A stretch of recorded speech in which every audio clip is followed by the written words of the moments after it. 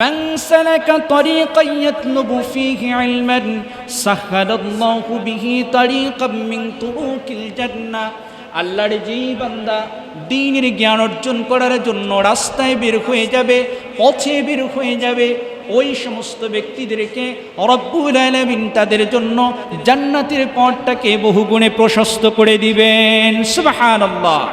যারা আল্লাহর দ্বীনের জ্ঞান অর্জন করার জন্য বের হবে, আল্লাহ সুবহানাহু ওয়া তাআলা তাদেরকে জান্নাতের পথে পরিচালিত করবেন। ওই সমস্ত জ্ঞানীদের জন্য আরও কি মর্যাদা আল্লাহ রেখে দিয়েছেন। আল্লাহর নবী বলছেন, ওয়া ইন্নাল মালাইকাতা লাতাদউ আজনিহাতাহা রিদাল লিতালিবিল ইলম। যারা আল্লাহর দ্বীনের জ্ঞান অর্জন করার জন্য বাসা থেকে বের হয়ে যাবে, ওই সমস্ত ব্যক্তিদের পায়ের নিচে আল্লাহর নূরের ফেরেশতারা তাদের নূরের পাখাগুলোকে বিছিয়ে দিবে। সুবহানাল্লাহ।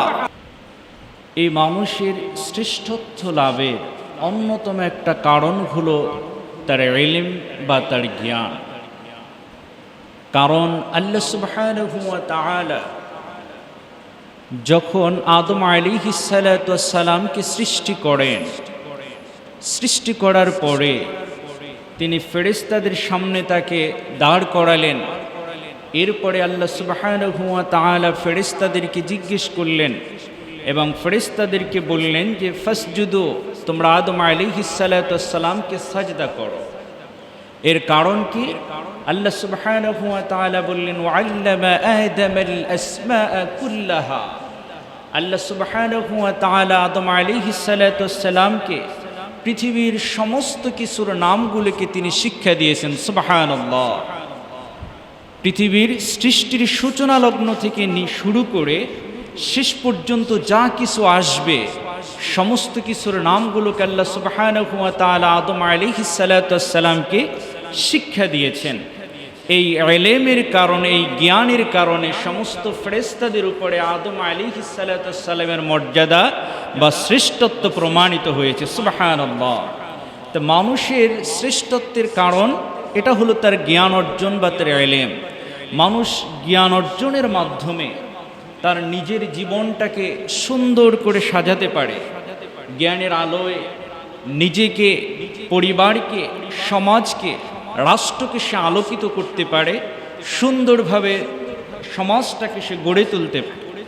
এই জন্য দুনিয়ার শ্রেষ্ঠত্ব এবং মর্যাদা এবং পরকালের শ্রেষ্ঠত্ব মর্যাদা উভয়ের ক্ষেত্রে আল্লাহ সুবহানাহু ওয়া তাআলা জ্ঞানকে সম্পৃক্ত করেছেন। এই জন্য আমরা জানি বিশ্বনবী সাল্লাল্লাহু আলাইহি ওয়াসাল্লাম সুনান ইবনে মাজার হাদিসের ভিতরে বলছেন যে তলাবুল ইলমি ফরিদাতুন আলা কুল্লি মুসলিমিন ওয়া মুসলিমা। সমস্ত মুসলিম নরনারীর জন্য আল্লাহ সুবহানাহু ওয়া তাআলা জ্ঞান অর্জন করাকে ফরজ করে দিয়েছেন, আবশ্যক করে দিয়েছেন। সুবহানাল্লাহ।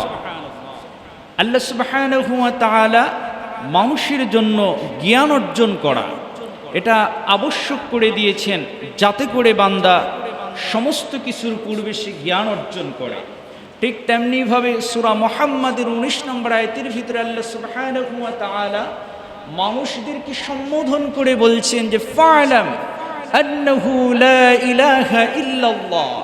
আল্লাহ বলছেন যে তোমরা জানো, তুমি জানো যে লা ইলাহা ইল্লাল্লাহ। লা ইলাহা ইল্লাল্লাহ কি এটা আগে তুমি জানো, তাহলে ঈমানের পূর্বে জ্ঞান অর্জন করো। সুবহানাল্লাহ।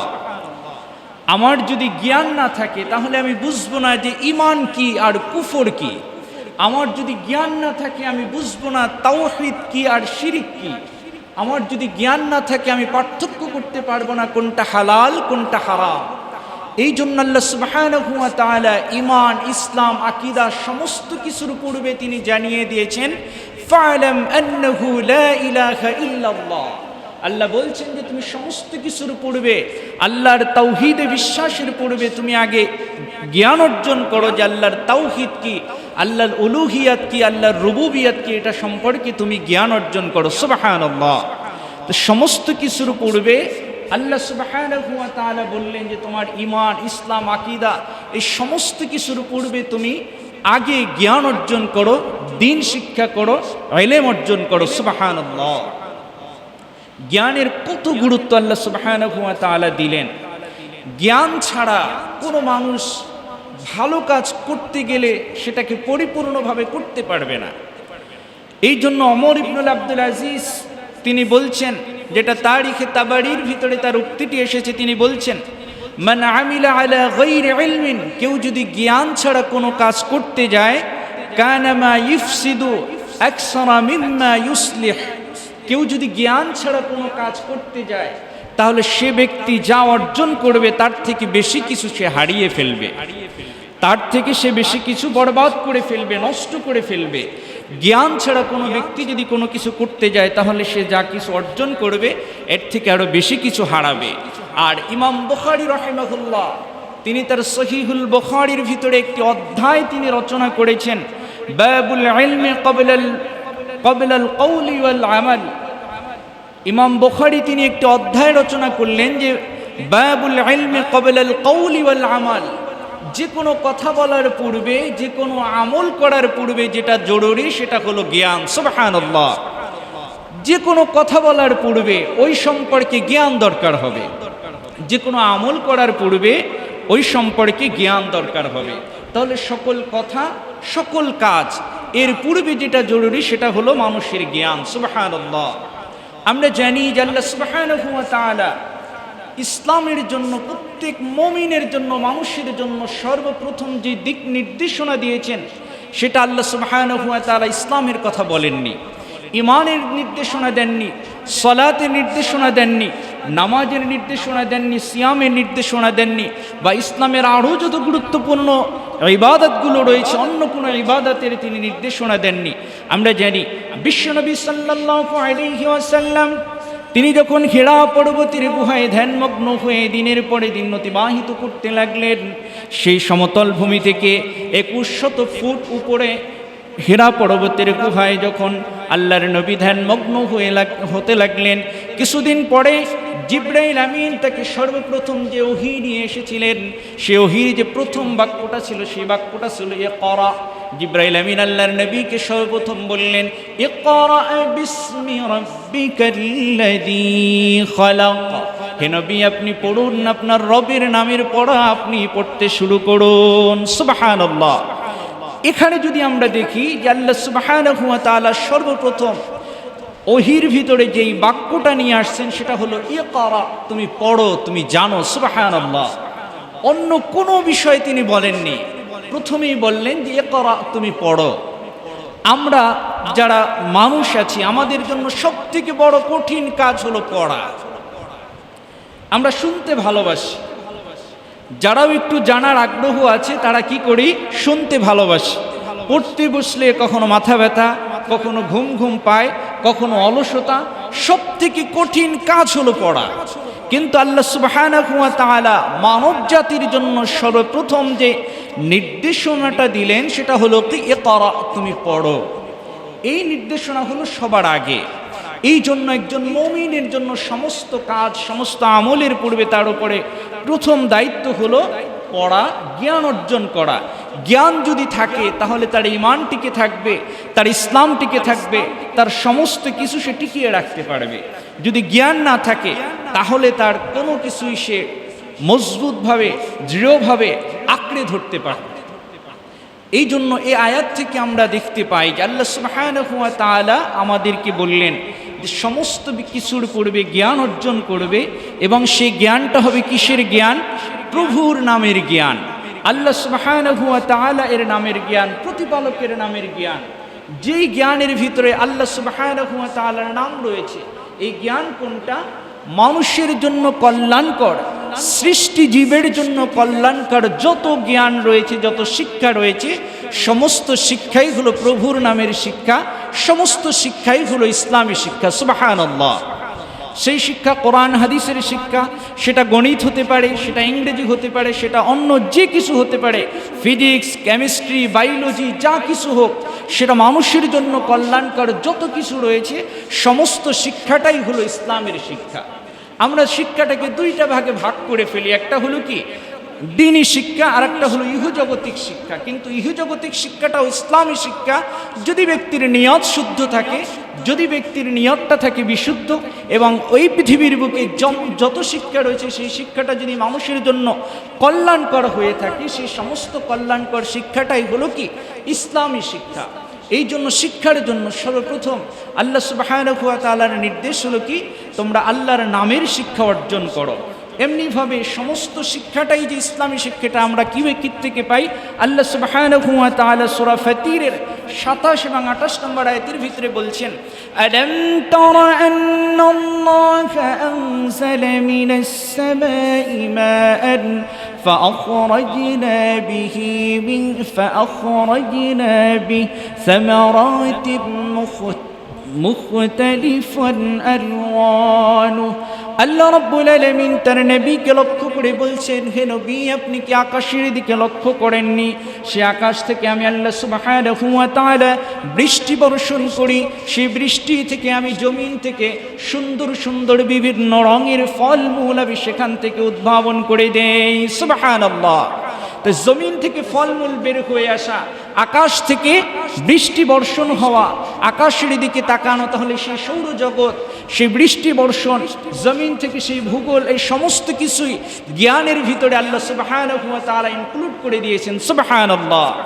আল্লাহ রাব্বুল আলামিন আয়াতের ভিতরে আরো বলছেন, ওয়া মিনাল জিবালি জুদাদুম বিদুম ওয়া হুমুরুম মুখতালিফুন আলওয়ানুহা ওয়া গরাবিবু সুদ। আল্লাহ রাব্বুল আলামিন বললেন, পর্বতসমূহের মধ্যে রয়েছে বিভিন্ন ধরনের বিভিন্ন বর্ণের গিরিপথ। সেই গিরিপথগুলো হলো সাদা, লাল বা কৃষ্ণ বর্ণের নানান রঙের পর্বত এবং গিরিপথ আমি আল্লাহ সৃষ্টি করে রেখেছি। সুবহানাল্লাহ। তো পর্বতমালার জ্ঞান, ভৌগোলিক জ্ঞান, সেই সমস্ত জ্ঞানই হলো কি ইসলামী জ্ঞান। আল্লাহ রাব্বুল আলামিন পরবর্তী আয়াতের ভিতরে বলছেন, وَمِنَ النَّاسِ وَالدَّوَابِّ وَالْأَنْعَامِ مُخْتَلِفٌ أَلْوَانُهُ كَذَلِكَ إِنَّمَا يَخْشَى اللَّهَ مِنْ عِبَادِهِ الْعُلَمَاءُ إِنَّ اللَّهَ عَزِيزٌ غَفُورٌ। আল্লাহ রাব্বুল আলামিন বললেন, এমনিভাবে বিভিন্ন বর্ণের মানুষ এবং চতুষ্পদ জন্তু যা কিছু রয়েছে, এই সমস্ত কিছুর ভিতরেই রয়েছে মানুষের জন্য শিক্ষা। আর মানুষের ভিতরে ওই সমস্ত ব্যক্তিরাই মানুষ আল্লাহকে কেবল ভয় করে যারা হলো পৃথিবীর বুকে জ্ঞানী এবং আলেম। সুবহানাল্লাহ। তো জ্ঞানীরাই কেবলমাত্র কি করে? আল্লাহ সুবহানাহু ওয়া তাআলাকে ভয় করে। আল্লাহ রাব্বুল আলামিনকে তারাই ভয় করবে যাদের জ্ঞান রয়েছে। আর এই জ্ঞানের ভিতরে আল্লাহ সুবহানাহু ওয়া তাআলা সৌরজগৎকে নিয়ে এসেছেন, এরপরে ভৌগোলিক অবস্থাকে নিয়ে এসেছেন, এরপরে পৃথিবীর উপরে পাহাড় পর্বত সমস্ত কিছুকে নিয়ে এসেছেন। এই জন্য এই আয়াতগুলো থেকে আমরা জানতে পারি যে পৃথিবীর বুকে যত কল্যাণকর শিক্ষা রয়েছে সমস্ত শিক্ষাটাই হলো কি ইসলামী শিক্ষা, সমস্ত শিক্ষাটাই হলো কল্যাণমুখী শিক্ষা। এই সমস্ত শিক্ষার ভিতরে এই সমস্ত শিক্ষাটা তখন কল্যাণকর হয়ে যাবে যখন এই শিক্ষার ভিতরে মানবতা চলে আসবে, যখন এই শিক্ষার ভিতরে নৈতিক মূল্যবোধ চলে আসবে। আমরা আমাদের সমাজে এখন শিক্ষার হার অনেক বেশি বেড়ে গেছে। আগে 10 বছর পূর্বে শিক্ষার যে হার ছিল বা 15 বছর 20 বছর পূর্বে শিক্ষার যে হার ছিল, সেই শিক্ষার হার থেকে এখন আমাদের দেশের শিক্ষার হার অনেক বেশি বেড়ে গেছে। কিন্তু শিক্ষার হার বাড়লেও আমাদের দেশের অন্যায় অনাচার এগুলো কিন্তু কমেনি, বিশেষ করে আরও বেশি বেড়ে গেছে। আগে আমাদের সমাজে 10 বছর 20 বছর 50 বছর আগে একটা মানুষ সমাজে, একটা মেয়ে সমাজে রেপ হয়েছে, এই খবর পত্রিকায় বের হলে আরেকটা মেয়ে হয়তোবা সে 3 দিন ভাতই খেতে পারতো না। এতটা ভয়ঙ্কর হতো যে সমাজে রেপ করতে পারে।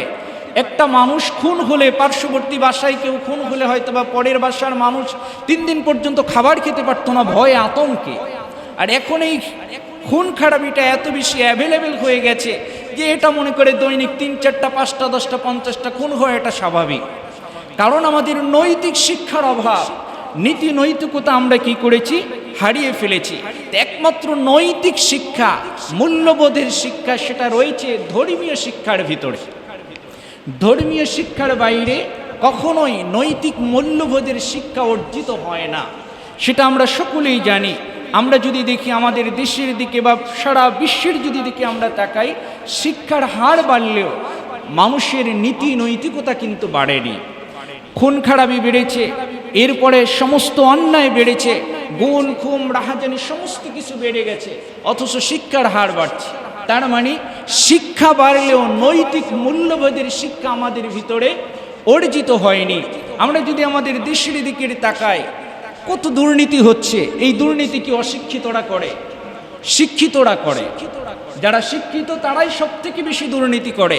আমাদের সমাজে কত, এই জন্য একটা কথা রয়েছে, যিনি অশিক্ষিত তিনি হয়তোবা ট্রেনের বা মালবাহী যানবাহনের মালটাকে সে চুরি করবে, আর শিক্ষিত ব্যক্তি যদি চুরি করে তাহলে পুরো রেলপথটাকেই চুরি করবে।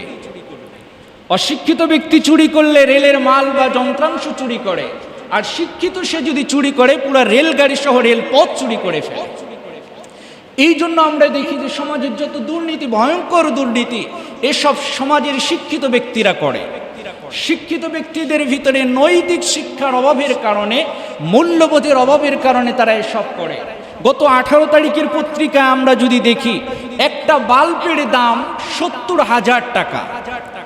পরিকল্পনা মন্ত্রী তিনি বলছেন, আমি হতভম্ব, আমি স্তম্ভিত, এটা কি করে সম্ভব? এটা কি কোনো অশিক্ষিত করেছে নাকি?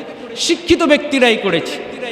ঢাকা মেডিকেলের করোনাকালীন করোনা ইউনিটের জন্য আমরা দেখেছি যে একটা রুটির দাম ছিল 1000 টাকা, একটা ডিমের দাম 3000 টাকা, একটা কলার দাম 2000 টাকা। এটা কোনো অশিক্ষিত ব্যক্তি তো করেনি, শিক্ষিত ব্যক্তি করেছে। তো এই শিক্ষিত ব্যক্তিরা যখন দুর্নীতি করে তখন তারা ছোটোখাটোটা করে না, তখন তারা পুকুর চুরি, সাগর চুরি করে। তো এই জন্যই নৈতিক শিক্ষা যদি আমাদের ভিতরে না থাকে তাহলে কখনোই আমাদের ভিতরে শিক্ষার যে মূল যে লক্ষ্য, সেই লক্ষ্য কখনোই অর্জিত হবে না। এই জন্য নৈতিক শিক্ষা, মূল্যবোধের শিক্ষা, সেটা আমরা পাবো কেবলমাত্র ইসলামী বা ধর্মীয় শিক্ষার ভিতরে। এই জন্য জন হপকিন্স, তিনি একজন বিশ্ববিদ্যালয়ের প্রফেসর, তিনি বলেছিলেন যে, স্টিভেন মুর তিনি বলেছিলেন যে আসলে বিশ্ববিদ্যালয়গুলো বর্তমানে বড় বড় দক্ষ বড় বড় ব্যক্তি তৈরি করছে, যারা হলো বড় বড়, কারণ আমরা আমাদের তরুণদের মূল্যবোধের শিক্ষা দিতে পারি না। যদিও তারা মূল্যবোধের জন্য বিভিন্ন সময় বিভিন্ন কিছু খুঁজে বেড়ায়, কিন্তু বিশ্ববিদ্যালয়গুলো এখন আর মূল্যবোধের শিক্ষা দিতে পারে না। সেখানে এক ছাত্র আরেকজনকে খুন করে, এক ছাত্র আরেকজনকে গুম করে। তারা উভয় শিক্ষার জন্য যায়, কিন্তু তারা মূল্যবোধের শিক্ষার অভাবে তারা এই অন্যায়গুলোর সাথে নিজেদেরকে জড়িয়ে ফেলে। এই জন্য আমাদের শিক্ষা হতে হবে মূল্যবোধের শিক্ষা। আমাদের মা বাবারাও আমাদের সন্তানদেরকে এখন আর মূল্যবোধের শিক্ষা শেখায় না, তারা কেবল শিখায় গ্রেড ভিত্তিক শিক্ষা, যে কিভাবে তারা এ গ্রেড থেকে প্লাস পাবে, গোল্ডেন প্লাস পাবে। কেবলমাত্র সমাজের জন্য তারা মার্কসের জন্য লেখাপড়া করায়, কিন্তু মূল্যবোধের যে শিক্ষা, সেই শিক্ষাটা এখন আর আমাদের ভিতরে খুঁজে পাওয়া যায় না। এই জন্য নৈতিক মূল্যবোধের জ্ঞান, সেটা হলো আমাদের ধর্মীয় জ্ঞান। এই জ্ঞান যেমন মানুষকে বিশ্বাস এবং কর্মে পরিপূর্ণতা দেয়, ঠিক তেমনিভাবে সমাজের মানুষের মাঝে বিশ্বাস এবং সততা ও মানবমুখিতা তৈরি করে দেয়। এই জন্য আল্লাহ সুবহানাহু ওয়া তাআলার নবী বুখারীর হাদিসের ভিতরে বলছেন, মান ইউরিদুল্লাহু বিহি খায়রান ইউফাক্কিহু ফিদ্দীন। আল্লাহ সুবহানাহু ওয়া তাআলা যে ব্যক্তির কল্যাণের ইচ্ছা করেন, ওই ব্যক্তিকে আল্লাহ সুবহানাহু ওয়া তাআলা দ্বীনের জ্ঞান দান করেন। সুবহানাল্লাহ। তো যেই ব্যক্তিকে দ্বীনের জ্ঞান দান করেন, ওই ব্যক্তি কেবল কল্যাণমুখী শিক্ষায় বা নিজেদের এবং পরিবারের এবং রাষ্ট্রের কল্যাণের দিকে সমাজকে, রাষ্ট্রকে ধাবিত করতে পারে। আল্লাহ সুবহানাহু ওয়া তাআলা সূরা মুজাদালার 11 নম্বর আয়াতের ভিতরে আল্লাহ সুবহানাহু ওয়া তাআলা বলছেন, ইয়ারফাউল্লাহুল্লাযীনা আমানু বিনকুম ওয়াল্লাযীনা উতুল ইলমা দারাজাত। আল্লাহ পাক বললেন, তোমাদের ভিতরে যারা ঈমান এনেছে এবং তোমাদের ভিতরে যারা জ্ঞান অর্জন করেছে, তাদের সকলের মর্যাদাকে আমি আল্লাহ সুবহানাহু ওয়া তাআলা বাড়িয়ে দিয়েছি। সুবহানাল্লাহ। তো জ্ঞান অর্জন করে যারা, তাদের মর্যাদাকে আল্লাহ সুবহানাহু ওয়া তাআলা কি করেন? বাড়িয়ে দিয়ে থাকেন। তো মানুষের মর্যাদা, মানুষের সম্মান, স্ট্যাটাস, এগুলো বাড়ায় কিসের দ্বারা? জ্ঞানের দ্বারা। সমাজের ভিতরে, আমাদের দেশের ভিতরে যারা জ্ঞানী, তাদেরকে আমাদের এই সমাজের মানুষ যত বেশি স্মরণ করেছে, আর আমাদের সমাজে ইতিপূর্বে যত মিলিয়নিয়ার বা কোটিপতি ইন্তেকাল করেছে তাদের কিন্তু এখন আর অতটা স্মরণ করে না। কবি নজরুল সে জ্ঞানী ছিল, তার কবিতা এখনও মাস্টার্স অনার্সের ভিতরে পড়ানো হয়, কারণ তার জ্ঞানের কারণে। তার সমকালীন সময়ে যত বিদ্যা যত কোটিপতি ইন্তেকাল করেছে কয়জনকে জাতি স্মরণ করে, কিন্তু তাকে স্মরণ করে কেন? তার জ্ঞানের কারণে। তাই জ্ঞান যাদের থাকে তাদেরকে আল্লাহ সুবহানাহু ওয়া তাআলা মর্যাদাবান করেন। এই জন্য নবীদের ক্ষেত্রে আল্লাহ সুবহানাহু ওয়া তাআলা যত নবী রয়েছে পৃথিবীর বুকে সমস্ত নবীর মর্যাদাকে আল্লাহ সুবহানাহু ওয়া তাআলা জ্ঞানের মাধ্যমে কি করছেন? বাড়িয়ে দিয়েছেন। আমাদের নবী সাল্লাল্লাহু আলাইহি ওয়াসাল্লাম তার মর্যাদাকে আল্লাহ সুবহানাহু ওয়া তাআলা জ্ঞানের মাধ্যমে বাড়িয়ে দিয়েছেন। আল্লাহ সুবহানাহু ওয়া তাআলা সূরা নিসার ভিতরে বলছেন, ওয়া আনজালাল্লাহু আলাইকাল কিতাবা ওয়াল হিকমাতা ওয়া আল্লামাকা মা লাম তাকুন তা'লাম ওয়া কানা ফাদলুল্লাহি আলাইকা আযীমা। আল্লাহ বললেন, আমি তোমার প্রতি কিতাব নাজিল করেছি, হিকমা নাজিল করেছি এবং তোমাকে শিক্ষা দিয়েছি যা তুমি জানতে না, হে রাসূল তুমি যা জানতে না ওই বিষয়গুলোকে আমি তোমাদেরকে শিক্ষা দিয়েছি। আর তোমার প্রতি আল্লাহ রাব্বুল আলামিন মহা অনুগ্রহ করেছেন এবং তোমার মর্যাদাকে বাড়িয়ে দিয়েছেন। সুবহানাল্লাহ। আল্লাহর নবীর প্রতি অনুগ্রহ করেছেন কিসের দ্বারা? জ্ঞান দান করার দ্বারা। আল্লাহর নবীর মর্যাদাকে বাড়িয়ে দিয়েছেন কিসের দ্বারা? জ্ঞান দান করার দ্বারা। হযরত ইউসুফ আলাইহিস সালামের প্রতি আল্লাহ অনুগ্রহ করেছেন জ্ঞানের দ্বারা, যে কথা সূরা ইউসুফের 22 নম্বর আয়াতের ভিতরে আল্লাহ বলেছেন। এরপরে হযরত মূসা আলাইহিস সালামের জ্ঞান দান করার দ্বারা তার প্রতি অনুগ্রহ করেছেন। ইব্রাহিম আলাইহিস সালামকে জ্ঞান দান করে তার প্রতি অনুগ্রহ করেছেন। ঈসা আলাইহিস সালামকে জ্ঞান দান করে তার প্রতি অনুগ্রহ করেছেন। তো যত নবীর প্রতি আল্লাহ অনুগ্রহ করেছেন, যত নবীর মর্যাদাকে আল্লাহ বাড়িয়ে দিয়েছেন, এই সমস্ত কিছুর মূলে কারণ রয়েছে আল্লাহ তাদেরকে জ্ঞান দান করেছিলেন। সুবহানাল্লাহ। জ্ঞানের মাধ্যমে তাদেরকে কি করেছেন? অনুগ্রহ করেছেন। জ্ঞানের মাধ্যমে আল্লাহ সুবহানাহু ওয়া তাআলা তাদের প্রতি কি করেছেন? মর্যাদা, তাদের মর্যাদাকে বাড়িয়ে দিয়েছেন। এই জন্য জ্ঞানের বিকল্প আর কোনো কিছুই নাই। জ্ঞান যাদেরকে দেয়া হয়েছে তারাই শুধুমাত্র একমাত্র আল্লাহ সুবহানাহু ওয়া তাআলাকে পরিপূর্ণভাবে ভয় করতে পারে, তাকওয়াবান হতে পারে। কেননা সূরা বানী ইসরাঈলের 107 নম্বর আয়াতের ভিতরে আল্লাহ বলছেন, ইন্নাল্লাযীনা উতুল ইলমা মিন ক্বাবলি ইযা ইউতলা আলাইহিম ইয়াখিরুনা লিল আযকানি সুজ্জাদা। আল্লাহ রাব্বুল আলামিন বললেন, যারা জ্ঞান প্রাপ্ত হয়েছে, যাদেরকে আমি আল্লাহ জ্ঞান দিয়েছি, যখন তাদের কাছে কোরআন থেকে তিলাওয়াত করা হয় তখন তাদের মস্তক আল্লাহর সিজদায় অবনত হয়ে যায়। সুবহানাল্লাহ। তে আল্লাহর জন্য মস্তকটা অবনত হয়ে যায় কাদের? যাদেরকে জ্ঞান দেয়া হয়েছে। আবার আল্লাহকে কারা ভয় করে? ইন্নামা ইয়াখশাল্লাহা মিন ইবাদিহিল উলামা। যারা সমাজের জ্ঞানী, যারা সমাজের আলেম, তারাই কেবলমাত্র আল্লাহ সুবহানাহু ওয়া তাআলাকে সবথেকে বেশি ভয় করে থাকে। সুবহানাল্লাহ। এই জন্য জ্ঞানের বিকল্প কোনো কিছুই নাই। এই জ্ঞান যাদেরকে দেয়া হয়েছে বা এই জ্ঞান যারা অর্জন করবে তাদেরকে যে কত পুরস্কার আল্লাহ সুবহানাহু ওয়া তাআলা দিয়ে রেখেছেন বিগাইরি হিসাব, যার কোনো তুলনা পৃথিবীর কোনো কিছুর দ্বারাই করা যাবে না। আল্লাহ সুবহানাহু ওয়া তাআলা সুনান তিরমিজির, আল্লাহর নবী সুনান তিরমিজির 2682 নম্বর হাদিসের ভিতরে তিনি বলছেন, মান সালাকা তরিকান ইয়াতলুবু ফীহি ইলমান সাহহালাল্লাহু বিহি তরিকাম মিন তুরুকিল জান্নাহ। আল্লাহর যেই বান্দা দ্বীনের জ্ঞান অর্জন করার জন্য রাস্তায় বের হয়ে যাবে, পথে বের হয়ে যাবে, ওই সমস্ত ব্যক্তিদেরকে রব্বুল আলামিন তাদের জন্য জান্নাতের পথটাকে বহুগুণে প্রশস্ত করে দিবেন। সুবহানাল্লাহ। যারা আল্লাহর দ্বীনের জ্ঞান অর্জন করার জন্য বের হবে, আল্লাহ সুবহানাহু ওয়া তাআলা তাদেরকে জান্নাতের পথে পরিচালিত করবেন।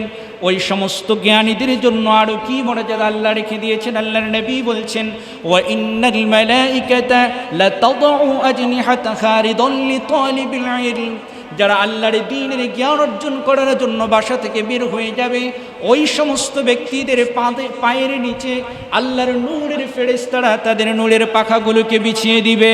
সুবহানাল্লাহ। আল্লাহর ফেরেশতারা তাদের নূরের পাখাগুলোকে ওই সমস্ত ছাত্রদের পদতলে বিছিয়ে দিবেন। সুবহানাল্লাহ।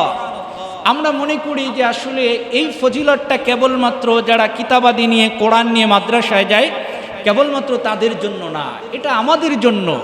যারা আজকে মসজিদে এসেছেন উদ্দেশ্য হলো জ্ঞান অর্জন করা। খুতবা থেকে কম বেশি যতটুকু উদ্দেশ্য যদি হয় যে জ্ঞান অর্জন করা, ওই সকল ব্যক্তিদের পায়ের নিচে আল্লাহ সুবহানাহু ওয়া তাআলার নূরের ফেরেশতারা তাদের নূরের পাখাগুলোকে বিছিয়ে দিয়েছেন। সুবহানাল্লাহ। তাদের জন্য যারা আল্লাহর দ্বীনের জ্ঞান অর্জন করবে তাদের জন্য আল্লাহর নূরের ফেরেশতারা তাদের নূরের পাখাগুলোকে বিছিয়ে দিবেন। আপনি চিন্তা করেন, আপনার দুইটা সন্তান, একটা ছেলে বই পুস্তক নিয়ে সে কিন্ডারগার্টেনে যাচ্ছে বা হাই স্কুলে যাচ্ছে, আর একটা ছেলে সে পাঞ্জাবি টুপি পরে আল্লাহর কোরআন নিয়ে সে মাদ্রাসার দিকে যাচ্ছে। দুইজনের ভিতরে পার্থক্য কোথায়? দুইজনের ভিতরে পার্থক্য আছে। একজন যিনি আল্লাহর কোরআন নিয়ে মাদ্রাসায় যাচ্ছেন, তিনি আল্লাহর দ্বীনের জ্ঞানের উদ্দেশ্যে যাচ্ছেন, এই জন্য তার পদতলে আল্লাহর নূরের ফেরেশতারা নূরের পাখা বিছিয়ে দিচ্ছেন। আর যিনি কেবলমাত্র ইহজগতিক জ্ঞান অর্জন করার জন্য যাচ্ছেন, তিনি কেবলমাত্র স্বাভাবিক যেভাবে যায় সেভাবেই যাচ্ছেন। দুইজনের ভিতরে কত পার্থক্য, কত মর্যাদার পার্থক্য আল্লাহ সুবহানাহু ওয়া তাআলা করে দিয়েছেন। সুবহানাল্লাহ। এই জন্য আল্লাহর নবীর হাদিস অনুযায়ী আমাদেরকে যখন শিক্ষা অর্জন করতে হবে, সেই শিক্ষাটা যেন হয় দ্বীনের শিক্ষা, দ্বীনের জ্ঞান অর্জন যেন হয় আমাদের মূল লক্ষ্য। সেই উদ্দেশ্যে যদি আমরা বাসা থেকে বের হয়ে যাই, তাহলে আমাদের পায়ের নিচে আল্লাহর নূরের ফেরেশতারা তাদের নূরের পাখাগুলোকে বিছিয়ে দিবে। এরপরে আল্লাহর নবী বললেন, وأن الأجنحة رضا لطالب العلم وأن الطالب العلم يستغفر له من في السماوات والأرض। যারা আল্লাহর দ্বীনের জ্ঞান অর্জন করার জন্য বাসা থেকে বের হয়ে যাবে, আকাশ এবং জমিনের মধ্যে যত সৃষ্টিরাজি রয়েছে, যত জড় পদার্থ রয়েছে, যত সৃষ্টি রয়েছে, আল্লাহর নবী বললেন হাত্তাল হিতান ফি জাওফিল মা, এমনকি পানির নিচে যে মাছ রয়েছে, সেই কীটপতঙ্গ রয়েছে, এই সমস্ত সৃষ্টিরাজিগুলো ওই দ্বীনের জ্ঞান অন্বেষণকারীর জন্য আল্লাহর কাছে ক্ষমা প্রার্থনা করতে থাকে। সুবহানাল্লাহ। আকাশ এবং জমিনের মাঝে যত সৃষ্টিরাজি রয়েছে, সমস্ত সৃষ্টিরাজি ওই ব্যক্তির জন্য দোয়া করে যেই ব্যক্তি দ্বীনের জ্ঞান অর্জন করার জন্য বের হয়ে যায়। সুবহানাল্লাহ। এরপরে আল্লাহর নবী বললেন, ওয়া ইন্না ফাদলাল আলিমি আলাল আবিদি কাফাদলিল কমারি আলা সাইরিল কাওয়াকিব। আল্লাহর নবী বললেন, সমস্ত তারকারাজির ভিতরে চন্দ্রের যেমন উজ্জ্বলতা রয়েছে, চন্দ্রের যেমন শ্রেষ্ঠত্ব রয়েছে, সারা দুনিয়ার ভিতরে যারা ইবাদত বন্দি করে ওই সমস্ত আবিদ ব্যক্তিদের ভিতরে আলেমের মর্যাদা হলো ঠিক চন্দ্রের অনুরূপ। সুবহানাল্লাহ। তারকারাজির ভিতরে আকাশের তারকারাজির ভিতরে যেমনিভাবে চন্দ্রের শ্রেষ্ঠত্ব, সাধারণ মানুষের ভিতরে একজন আলেমের ঠিক তেমনিভাবে শ্রেষ্ঠত্ব আল্লাহ সুবহানাহু ওয়া তাআলা দিয়ে রেখেছেন। সুবহানাল্লাহ। এরপরে আল্লাহর নবী বললেন, ইন্নাল উলামা ওয়ারাসাতুল আম্বিয়া। নিশ্চয়ই সমাজের যারা আলেম, যারা জ্ঞানী, যারা আল্লাহর দ্বীনের জ্ঞানী শিক্ষিত, তারা হলো আল্লাহর নবীদের উত্তরাধিকারী। সুবহানাল্লাহ। কারণ নবীরা তারা কোনো সম্পদ রেখে যান না, নবীরা উত্তরাধিকারী সম্পদ হিসেবে রেখে যান কেবলমাত্র জ্ঞান। এই জন্য যারা সেই জ্ঞানটা অর্জন করে তারা যেন আল্লাহ সুবহানাহু ওয়া তাআলার নবীদের উত্তরাধিকারী সম্পত্তি অর্জন করলো। সুবহানাল্লাহ। এই জন্য সমাজে আলেম যারা, তাদেরকে অবশ্যই সম্মান করতে হবে, মর্যাদা দিতে হবে।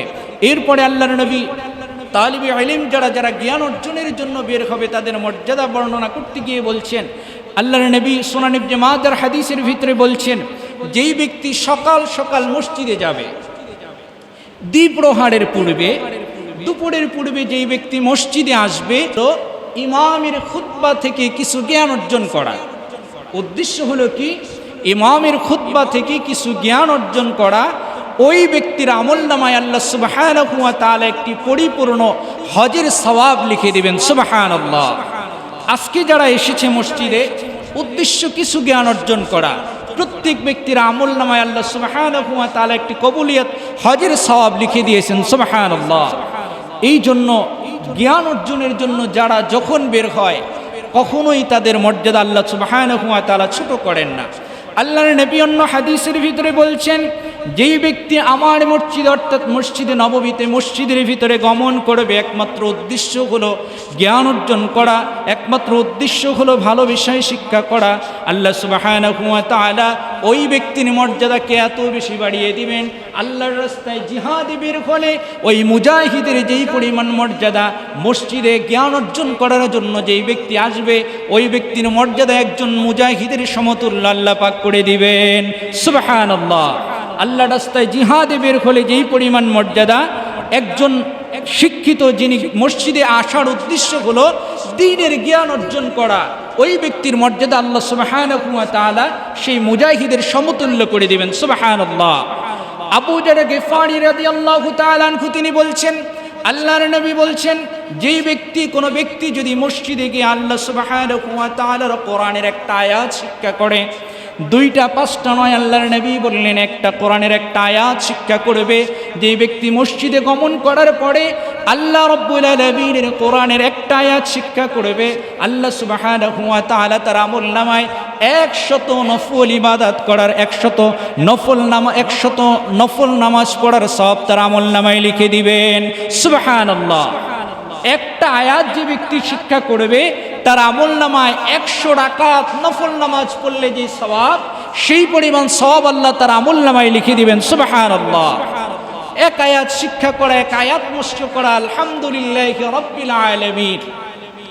আমরা সকালবেলা যারা মস্ক করি, অনেকে মনে করে আমি তো সব পারি, মস্ক করার কি দরকার, মুখ বন্ধ করে বসে থাকে, কারণ তারা শুনতে ভালোবাসে, বলতে ভালোবাসে না।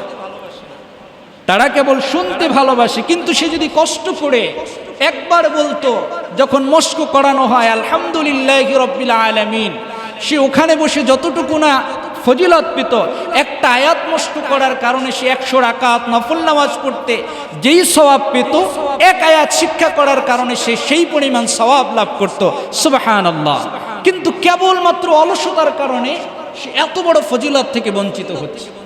আল্লাহর নবী এরপরে বললেন, কোন ব্যক্তি যদি মসজিদে গমন করার পরে কোনো বিষয়ের কোনো জ্ঞানের একটা অধ্যায় থেকে কিছু অংশ শিক্ষা করে, অথবা জ্ঞানের একটা অধ্যায় সে চর্চা করে, আল্লাহ রাব্বুল আলামিন তার আমলনামায় 1000 রাকাত নফল নামাজ পড়লে যে সওয়াব হতো, সেই পরিমাণ সওয়াব আল্লাহ তার আমলনামায় লিখে দিবেন। সুবহানাল্লাহ। হাদিসের বা ফিকহের একটা অধ্যায় চর্চা করা, একটা অধ্যায় শিক্ষা করা, এই পরিমাণ অল্প সময়, বেশি সময় তো লাগে না, এই পরিমাণ জ্ঞান যদি কেউ চর্চা করে, 1000 রাকাত নফল নামাজ পড়লে যেই সওয়াব হতো, সেই পরিমাণ সওয়াব আল্লাহ সুবহানাহু ওয়া তাআলা তার আমলনামায় লিখে দিবেন। সুবহানাল্লাহ। এত সওয়াব আল্লাহ সুবহানাহু ওয়া তাআলা জ্ঞান অর্জনকারীদের জন্য রেখে দিয়েছেন। ইলমে দ্বীন যারা শিক্ষা করবে তারা এত বেশি লাভবান হয়ে যাবে, এত বেশি লাভবান হয়ে যাবে যে মৃত্যুর পরেও তার এই জ্ঞানটা কাজে লাগবে। আল্লাহর নবী হাদিস পাকের ভিতরে বলছেন, ইযা মাতাল ইনসানু ইনকাতা আনহু আমালুহু ইল্লা বিন সালাসা। প্রত্যেক মানুষ যখন মৃত্যুবরণ করবে, মৃত্যুবরণ করার সাথে সাথে তার সমস্ত আমলের দরজা বন্ধ হয়ে যাবে, কেবলমাত্র 3টা আমলের দরজা তার জন্য উন্মুক্ত থাকবে। প্রথম নম্বরে হলো সদাকাতুন জারিয়া, বান্দা যে সদাকাটা বা যে দানটা সদকায়ে জারিয়া হিসেবে দান করে যাবে, ওই দানটা তার মরার পরেও তার আমলনামায় সওয়াব যুক্ত হতে থাকবে। সুবহানাল্লাহ। মসজিদ, শিক্ষা প্রতিষ্ঠানে, মাদ্রাসায় যেই নির্মাণের জন্য যে অর্থটা দান করে যাবে, মৃত্যুবরণ করার পরে কিয়ামত পর্যন্ত তার আমলনামায় সেই সওয়াবটা লিপিবদ্ধ হতে থাকবে। দ্বিতীয় নম্বরে হলো ইলমুন ইয়ানতাফিউ বিহি, উপকারী জ্ঞান।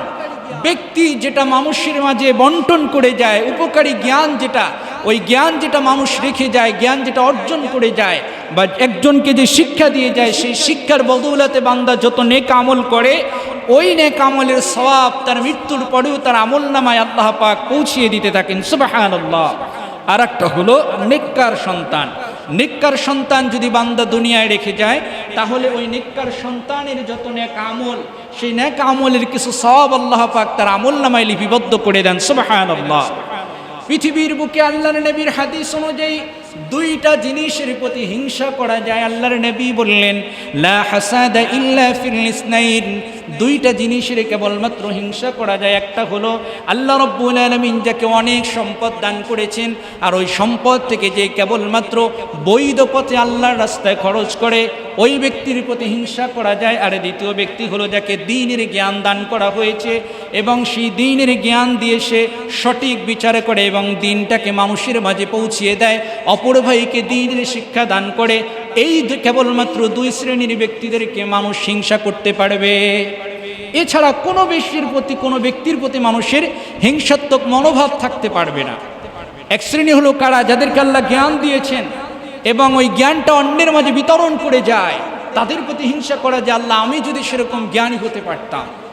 আর যাদেরকে আল্লাহ সম্পদ দিয়েছেন কিন্তু সম্পদটা সঠিক পথে আল্লাহর রাস্তায় খরচ করে, তাদের জন্য কেবল হিংসা করা যায় আমায় যদি সেই সম্পদ হতো আমিও আল্লাহর রাস্তায় খরচ করতাম। এই দুইটা বিষয়ের হিংসা করা যায়, আর কোনো বিষয়ের হিংসা ইসলাম সমর্থন করে না।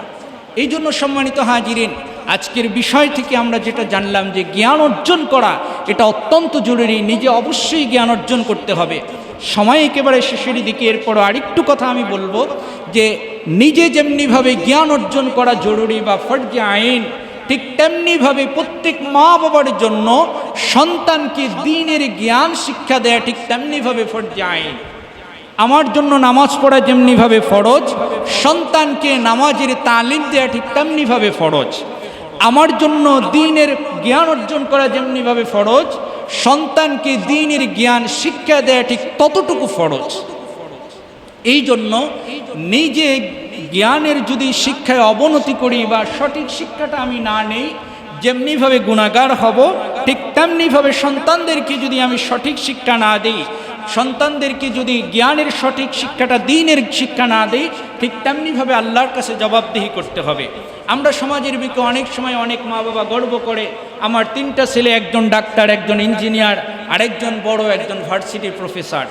এই যে গর্ব, এটা হলো কি দুনিয়ার জাগতিক জীবনের জন্য, কিন্তু পরকালে এক শ্রেণীর মানুষটা ঠিক কেমনিভাবে গর্ব করবে, সমস্ত মানুষের সামনে দাঁড়িয়ে হাসরের মাঠে গর্ব করে বলবে আমার 3টা ছেলেই আলেম, আমার 3টা ছেলেই কোরআনে হাফেজ। এই যে গর্ব, সেটা হলো অনন্তকালের জন্য। সেদিন কেবলমাত্র দুনিয়ার জাগতিক শিক্ষার জন্য, দুনিয়ার অর্থ কামাইয়ের জন্য যারা সন্তানদেরকে শিক্ষিত করেছে, অনন্তকালের জন্য তারা সেদিন আফসোস করবে। এখন হয়তোবা আলেমের বাবারা আফসোস করে যে আমার ছেলে আলেম না হলে হয়তোবা সে এখন বড় প্রফেসর হতো, লক্ষ লক্ষ টাকা কামাই করত, ইঞ্জিনিয়ার হতে লক্ষ লক্ষ টাকা কামাই করত। যেই ছেলেটা কোরআনে হাফেজ, ওই ছেলেটার মেধা কখনো কম নয়।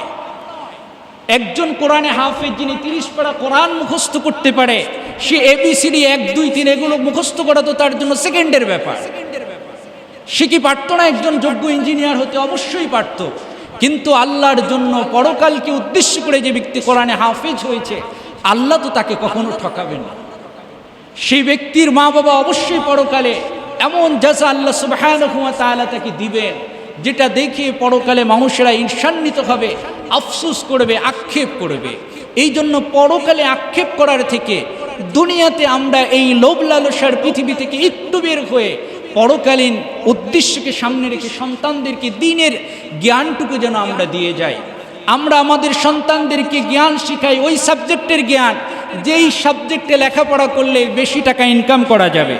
আমরা সন্তানদেরকে শিক্ষা দিই ওই জ্ঞান যেটা দেখা যায়, যেটা উপলব্ধি করা যায় না। দেখা যায় কি নাচ, দেখা যায় গান, দেখা যায় আরও যত যেই জাগতিক জ্ঞান যেটা দেখা যায়, সেটা আমরা সন্তানদেরকে শিখাই। কিন্তু যেটা উপলব্ধি করতে হয়, হৃদয়ঙ্গম করতে হয়, ওই ধরনের শিক্ষা আমরা আমাদের সন্তানদেরকে দেই না। এই জন্য আমাদের এত অধপতন, আমাদের এত অবনতি। এই জন্য আমরা আমাদের সন্তানদেরকে দ্বীনের জ্ঞান শিক্ষা দেব। অতি উৎসাহী অনেক মা বাবা সন্তানদেরকে সমস্ত কিছু শিক্ষা দেয়, কিন্তু কোরআন শিক্ষা দেয় না।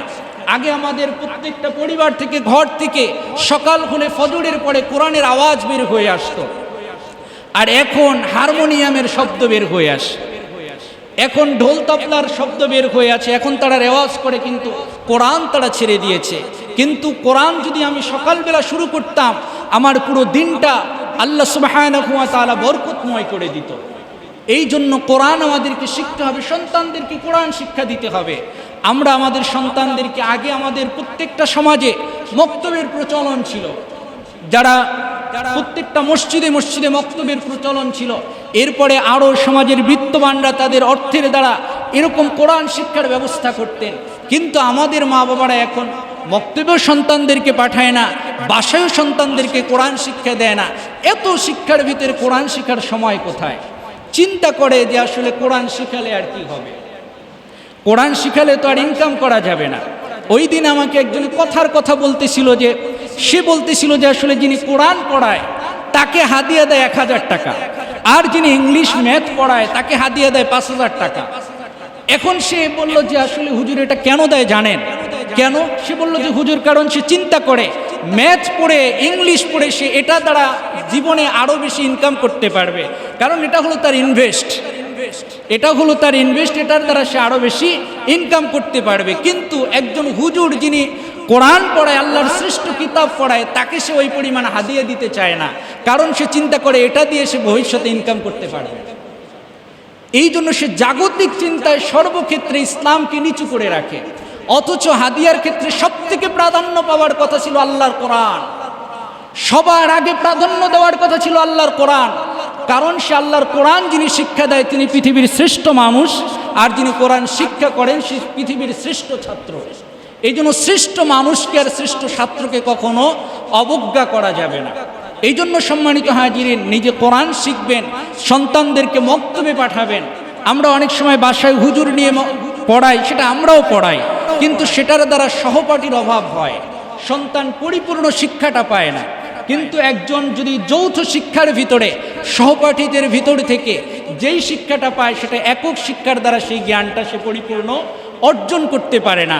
এই জন্য সন্তানদেরকে মক্তবে পাঠাবেন, অন্তত বাসায় হলেও যেন দ্বীনের মৌলিক শিক্ষাটা যেন পায়, সেই চেষ্টাটা অবশ্যই করতে হবে। সর্বশেষ 2টা হাদিস বলে আমি আমার আলোচনা শেষ করছি। আমরা জানি পৃথিবীর বুকে হাসরের ময়দানে আমি বলেছি যে 2 শ্রেণীর মানুষ থাকবে, 2 শ্রেণীর মা বাবা থাকবে। 1 শ্রেণীর মা বাবা তারা কেমন হবে? আল্লাহর নবীর হাদিস আমাদেরকে জানিয়ে দিয়েছেন, আলবিস ওয়ালিদাহু তাজান ইয়াউমাল কিয়ামা। 1 শ্রেণীর মা বাবা হাসরের ময়দানে থাকবেন, যাদের মাথার উপরে নূরের মুকুট আল্লাহ সুবহানাহু ওয়া তাআলা পরিধান করিয়ে দিবেন। সুবহানাল্লাহ। দাউহু আহসানু মিন দাউইস শামস। ওই নূরের তাজাল্লি বা নূরের মুকুটের এত বেশি আলো থাকবে, যেটার আলো সূর্যের আলোকেও মলিন করে দিবে। সুবহানাল্লাহ। তো ওই নূরের মুকুট কাদেরকে পরিয়ে দেওয়া হবে? যেই মা বাবা তার সন্তানদেরকে দ্বীনের শিক্ষা দিয়েছে, যেই মা বাবা তার সন্তানদেরকে কোরআন শিক্ষা দিয়েছে, যেই মা বাবা সন্তানদেরকে আলেম বানিয়েছে, যেই মা বাবা সন্তানদেরকে হাফেজ বানিয়েছে, আল্লাহ সুবহানাহু ওয়া তাআলা হাসরের ময়দানে ওই শ্রেণীর মা বাবাদেরকে এত বেশি সম্মান দিবেন, তাদের মাথার ভিতরে আল্লাহ সুবহানাহু ওয়া তাআলা নূরের মেম্বারে, নূরের চেয়ারে তাদেরকে বসিয়ে দিবেন। এরপরে তাদের মাথার উপরে নূরের মুকুট পরিধান করিয়ে দিবেন। সুবহানাল্লাহ। আরেক শ্রেণীর মা বাবা তারা পরকালে আফসোস করবে, তাদের বুকের উপরে পা রেখে কিছু কিছু সন্তান জাহান্নামে যাবে, আর আল্লাহর কাছে প্রার্থনা করে বলবে, সূরা আহজাবের 68 নম্বর আয়াত, আল্লাহ সুবহানাহু ওয়া তাআলা জানিয়ে দিয়েছেন কিছু সন্তান মা বাবার জন্য সেদিন বদদুয়া করে বলবে, রব্বানা আতিহিম দি'ফাইনি মিনাল আযাব ওয়ালআনহুম লানান কাবীরা। হে আল্লাহ, আপনি আমার মা বাবা এই মুরব্বীদেরকে যে শাস্তি তাদের আমলনামায় আছে, সেই শাস্তিটাকে আরো দ্বিগুণ করে দেন, কারণ তারা দুনিয়ায় বসে আমাকে ইলমে দ্বীন শিখায়নি, কোরআন শিখায়নি, নামাজ শিখায়নি। যদি তারা আমাকে ছোটবেলায় এই সঠিক জ্ঞানটা দিত, আমি আজকে জাহান্নামে যেতাম না। তো 2 শ্রেণীর মা বাবার ভিতরে পার্থক্য কোথায় বুঝে আসছে? 1 শ্রেণীর মা বাবা যাদের বুকের উপরে পা রেখে কিছু সন্তান জাহান্নামে যাবে, বাবাকে নিয়ে যাবে এবং তাদের শাস্তি দ্বিগুণ করার জন্য আল্লাহর কাছে বদদুয়া করবে। আর কিছু মা বাবা সন্তানদেরকে দ্বীনের জ্ঞান শিক্ষা দেওয়ার কারণে তাদেরকে আল্লাহ সুবহানাহু ওয়া তাআলা নূরের মুকুট পরিয়ে দিবেন। এখন মা বাবাদের চিন্তা করতে হবে যে আপনি কোন শ্রেণীর অন্তর্ভুক্ত হতে চান। আপনি যদি চান যে আপনার জন্য কিয়ামতের ময়দানে, হাসরের ময়দানে একটা নূরের মেম্বার থাকুক, একটা নূরের সিংহাসন থাকুক, যেখানে আপনি বসে থাকবেন, যেই সিংহাসনে বসার পরে আপনার মাথার উপরে একটি নূরের তাজ, নূরের মুকুট পরিধান করা থাকবে, যেটার ভিতর থেকে এত বেশি আলো বিচ্ছুরিত হবে যেটার দ্বারা সূর্যের আলোকেও মলিন করে দিবে। সেরকম যদি আমরা চাই তাহলে প্রত্যেক সন্তানদেরকে অবশ্যই কোরআনের শিক্ষা, ইলমে দ্বীনের শিক্ষায় শিক্ষিত করতে হবে। আর যদি আমরা পরকালে সেই হতভাগাদের অন্তর্ভুক্ত হতে চাই তাহলে তো আমাদের আর বলার কিছু অবকাশ থাকে না। এজন্য আমরা যেন পরকালে সেই সমস্ত হতভাগ্যদের অন্তর্ভুক্ত না হই, সেজন্য আমরা যেন আমাদের সন্তানদেরকে দ্বীনের মৌলিক জ্ঞানটা অত্যন্ত যেন শিক্ষা দেই এবং নিজে যেন আমরা দ্বীনের শিক্ষায় শিক্ষিত হই। আল্লাহ রাব্বুল আলামিন যেন আমাদের আজকের এই আলোচনাটুকু আমাদের স্মৃতিতে ধরে রাখার, এর উপরে আমল করার তৌফিক দান করেন। আমরা সকলেই বলি আমিন সুম্মা আমিন। ওয়া আখিরু দাওয়ানা আলহামদুলিল্লাহি রাব্বিল আলামিন।